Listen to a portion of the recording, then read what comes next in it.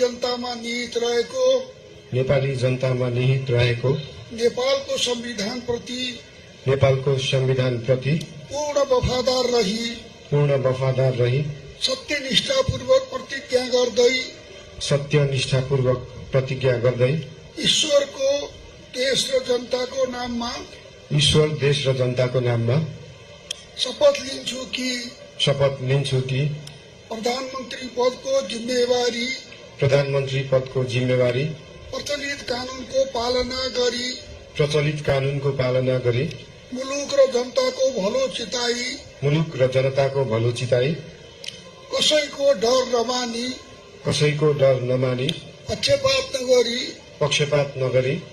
पूर्वाग्रह वा खराब भावना नलिई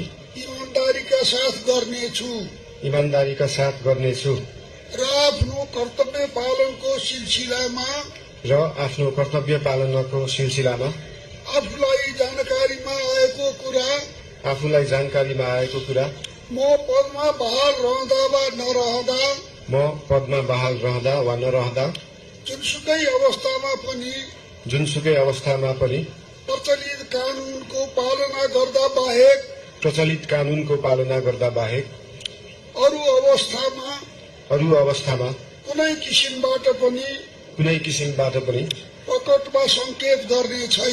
प्रकट वा संकेत गर्ने छैन। धन्यवाद। यसपछि